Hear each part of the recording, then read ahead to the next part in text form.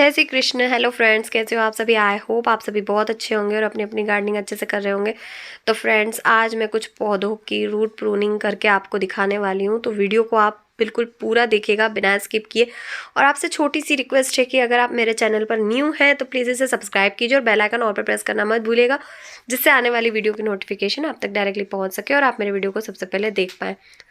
तो सबसे पहले मैं आपको बता दूं कि रूट प्रूनिंग होती क्या है और रूट प्रूनिंग क्यों करना चाहिए, किस समय करना चाहिए और क्या क्या इसके बेनिफिट्स होते हैं वो भी बताऊंगी। तो सबसे पहले रूट प्रूनिंग होती क्या है। तो फ्रेंड्स, आप पूरे पौधे को गमले में से निकालिए मिट्टी सहित, और उसके बाद उसके जो नीचे की रूट्स होती हैं उनको आपको बिल्कुल ओपन करना होता है, यानी कि खोलना होता है रेशा रेशा उसका। तो मिट्टी को, उसके लिए आपको मिट्टी को पूरी तरह सुखाना चाहिए, यानी कि जो पौधा जिस गमले में लगा है तो आप उसमें पानी न डालें, 2-3 दिन अच्छे से उसको सूखने दें। जब आपको लगे कि मिट्टी गमले की किनार छोड़ रही है तो उसके बाद आप उस पौधे को बिल्कुल इजीली वो बाहर निकल जाएगा, निकाल लीजिए। और जो रूट्स होती हैं वो आपको ऊपर की तरफ से नहीं और नीचे की तरफ से इस तरह मिट्टी निकाल के, और या फिर आप झटक के भी उसको निकाल सकते हैं। तो बड़ी आसानी से मिट्टी साइड में हो जाती है और इस तरीके से आपको नीचे नीचे की रूट्स को प्रून करना होता है। ये होता है रूट प्रूनिंग। लेकिन फ्रेंड्स, ये बहुत ही खतरनाक भी हो सकता है पौधे के लिए। इसको करने का एक पर्टिकुलर समय होता है। तो जब भी आप करें, या तो शाम को 4 बजे के 5 बजे के बाद ये वर्क करें, और दूसरा ये है कि फरवरी मार्च इसका एक समय होता है करने का। और उसके बाद आप मानसून में ये वर्क कर सकते हैं, और फिर आप सर्दियों में तो पूरी सर्दी, मानसून में, सर्दियों में और फरवरी मार्च में ये वर्क कर सकते हैं। उसके बाद अप्रैल मई जून तक आप ये वर्क ना करें। जुलाई से लेकर के आप फरवरी मार्च तक ये वर्क कभी भी कर सकते हैं। लेकिन सभी पौधों पर ये वर्क नहीं होता है। जैसे जो गर्मियों वाले पौधे हैं उनके ऊपर आप अभी ये वर्क कर सकते हैं, या जो पेरेनियल प्लांट है जो साल भर फूल देते हैं। और जो सर्दियों वाले पौधे हैं आप उनके साथ ये काम मत कीजिए। तो जैसे मीठा नीम है, और मैंने आज मीठा नीम और मधुकामनी का पौधा, जो कि अब बारिशों में और गर्मियों में, पहले गर्मियाँ आएंगी फिर बारिशें आएंगी, तो बारिश में थोड़ा रूट प्रूनिंग करना, रीपॉटिंग करना थोड़ा मुश्किल हो जाता है, क्योंकि सब दूर मिट्टी हो जाती है, कभी बारिश आ जाती तो सब जगह पानी पानी हो जाता है। तो शाम के समय आपको ये प्रोसेस करनी है, ताकि आप अगर गमले में उसे लगाएं और पानी दे दें तो वो रात भर में थोड़ा सेट हो जाए। क्योंकि किसी भी पौधे की जड़ को काटना यानी कि उसकी ग्रोथ को एक तरीके से थोड़े समय के लिए रोक देना।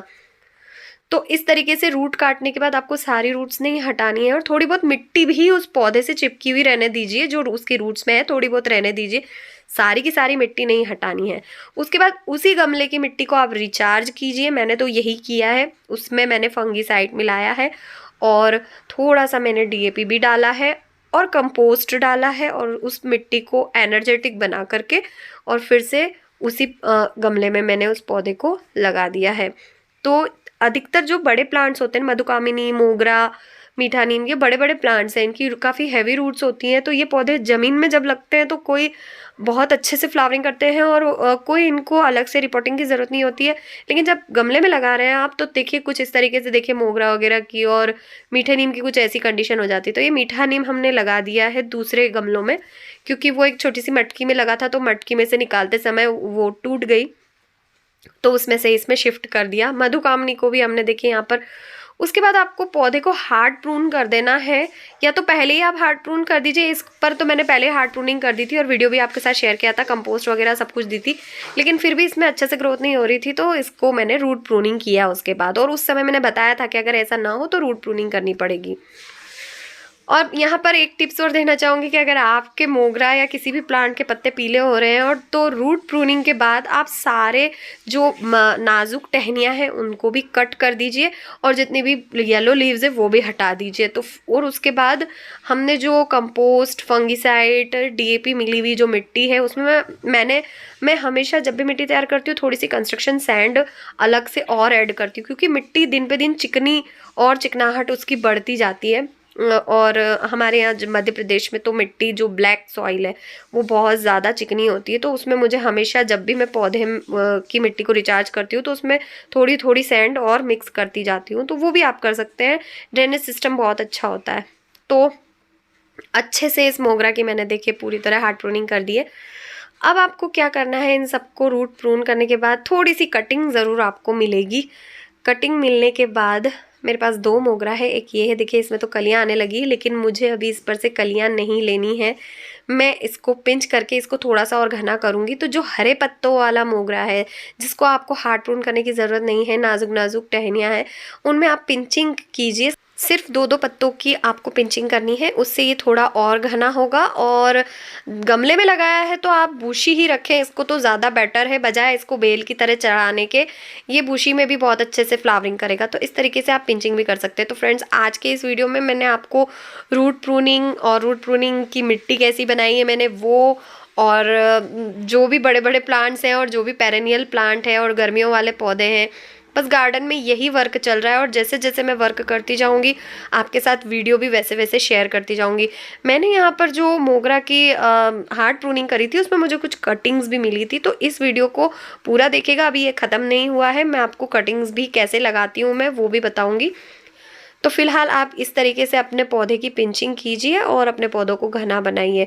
तो फ्रेंड्स, रूट प्रूनिंग करने के बाद आप पौधे में पानी डालने के बाद उसे कम से कम 10 या 12 दिन तक शेड एरिया में ही रहने दें, और मिट्टी सूखने के बाद ही उसमें पानी डालें। शुरू शुरू में पौधा मुरझाया सा दिखेगा, लेकिन बिल्कुल भी चिंता मत कीजिएगा, वो 10-12 दिन में फिर से ग्रो होने लगेगा और अच्छे से चलने लगेगा। तो देखिए, अब मैं इसमें से एक जो है कटिंग लूँगी, क्योंकि ये मल्टी पेटल वाला मोगरा है और मैं इसी के और प्लांट रेडी करना चाहूँगी। सिंगल पेटल वाले के अभी मैंने अवॉइड कर दिया है, मुझे उनकी ज़रूरत नहीं है फ़िलहाल।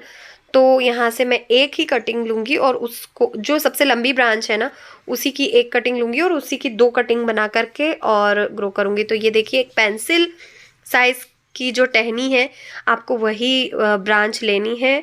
जो पेंसिल साइज़ की कटिंग होती है वो बहुत जल्दी जल्दी चलती है, तो बिल्कुल नीचे से नहीं लेंगे, 2-4 इंच छोड़ के कटिंग लेंगे। और इसको, इसमें देखिए बहुत लंबा है ये, तो इसको 2 हिस्सों में डिवाइड करके और कटिंग ग्रो करेंगे, यानी कि 2 प्लांट्स लगाएंगे। देखते हैं दोनों में से कौन सा चलता है।